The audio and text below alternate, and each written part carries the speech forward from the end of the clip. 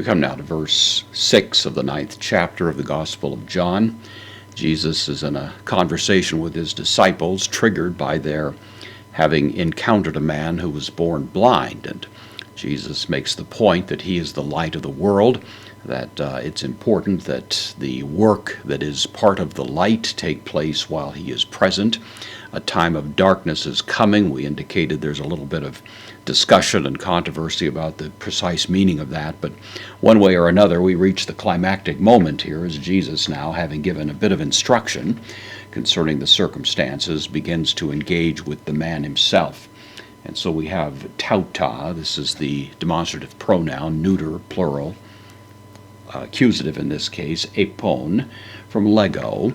This is I say. This is the aorist active participle, masculine singular nominative, referring of course to Jesus. So having said, tauta, these things, eptusen. Unusual word here. This is the word ptuo, which literally means to spit, and so that's exactly what it is. We have here the verb, third person singular, aorist active indicative. So having said these things, Jesus spit, and then komai. Komai is an indeclinable adverb. We might render it roughly into English groundly, or in a way that was aimed at the ground. In other words, we don't have quite an English equivalent for it, but he spit on the ground is the way we'd render it. Kai epoiesen, from poiao, to make. This is the third person singular, aorist active indicative. So he spat on the ground and made pelon. Pelon. From pelos, the word for clay or some kind of mud, I think we would probably say. He spit on the ground, made a little bit of mud. Ek tu petusmatos. Again, you can see the similarity between this word and the word to spit. So he made some mud out of the spittle would be the idea here. Kai epikrisen. This is the word from Creole, which means to anoint. The word christen would be the idea here. Epichristen is the word in the setting that we have before us here. This is the third person singular, aorist active indicative of that word. It means to christen something or to anoint that person. That's the idea.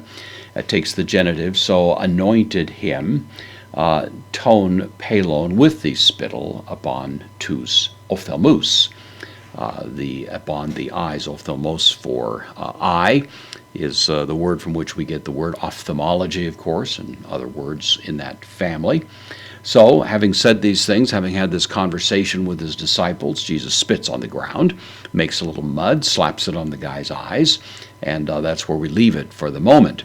Of course, there's been an awful lot of conversation among commentators as exactly what is the purpose for using this particular strategy. Jesus certainly doesn't have to use this particular approach. He heals in a variety of ways.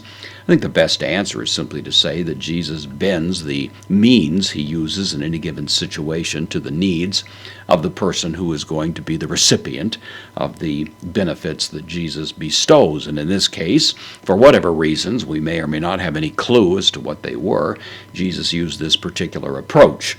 And one way or another, of course, we're going to see the happy result that immediately takes place in the ensuing conversation.